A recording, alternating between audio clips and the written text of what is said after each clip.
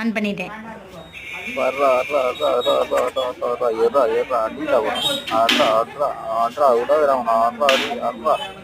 எங்கடா காசு இருக்க போறாடி தம்பி